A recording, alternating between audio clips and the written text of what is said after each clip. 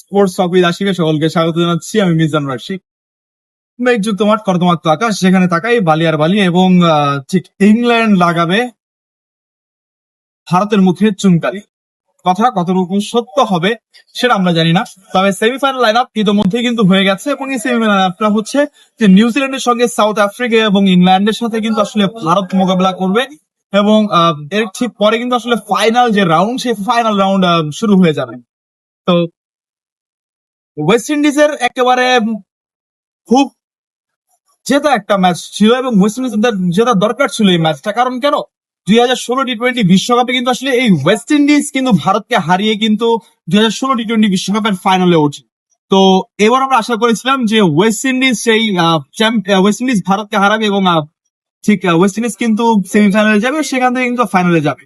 এখন দেখেন, আমি একটু শাই হোপকে নিয়ে কথা বলবো। যে শাই হোপ যা খেলে গেছেন, তিনি কিন্তু লিটারালি একটা টেস্ট ম্যাচ খেলে গেছেন, টেস্টিং খেলে গেছেন ভারতের এগেনস্টে।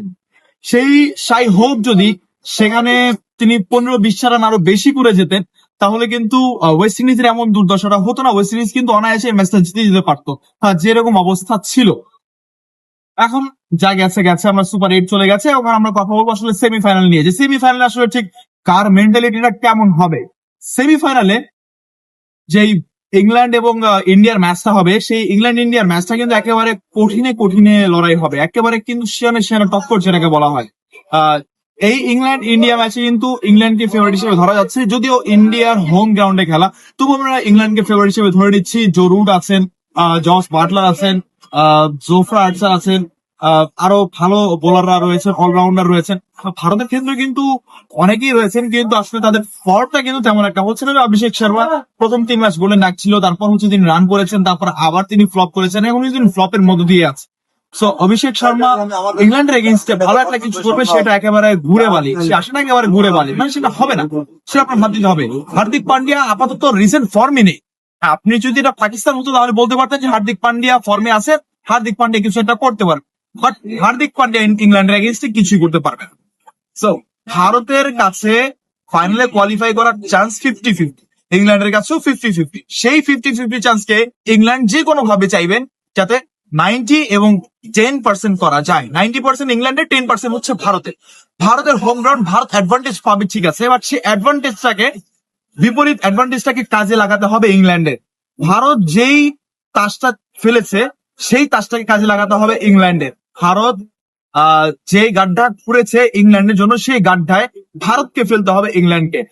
ইংল্যান্ড যদি একটু বুদ্ধিমত্তা দিয়ে কাজ করে বা বুদ্ধিমত্তা দিয়ে খেলতে পারে, তাহলে ভারতকে হারিয়ে ইংল্যান্ড চলে যাবে ফাইনালে। এবং নিউজিল্যান্ডের কথা যদি ধরি, সাউথ আফ্রিকার সঙ্গে, দুইটা টিমই সেমিফাইনালে গেলে বটল করে। এবার বটলে খেলা হচ্ছে, কোনো দল চাইবে না জিততে, কোনো দল চাইবে না হারতে। তবে আলটিমেটলি সাউথ আফ্রিকা চোকিং করবে এবং নিউজিল্যান্ড ফাইনালে চলে যাবে। আমরা যেমনটা দেখেছি যে 2019 ওয়ানডে বিশ্বকাপে সাউথ আফ্রিকা এবং নিউজিল্যান্ডের মধ্যকার খেলা ছিল, সেখানে সাউথ আফ্রিকা কিন্তু চোকিং করেছে, মানে ম্যাচটা জেতা একটা ম্যাচ তারা হেরে গিয়েছে। তো এইবার যে তারা সেটা করবে না, সেটা আসলে কোনো নিশ্চয়তা দিতে পারছি না। তারা সেটা করবে, অবশ্যই করবে, এবং নিউজিল্যান্ড কোয়ালিফাই করবে ফাইনালের জন্য। আগাম যদি আমি একটা ভবিষ্যৎবাণী দিয়ে যাই, তাহলে ইংল্যান্ড এবং নিউজিল্যান্ড ফাইনাল খেলবে, ভারত এবং সাউথ আফ্রিকা তারা বাদ পড়ে যাবে। তো এখন দেখা যাক আসলে সেমিফাইনালটা কি হয়, কে জেতে এবং কে হারে, কারা যায় ফাইনালে, কে হয় চ্যাম্পিয়ন। Thank you.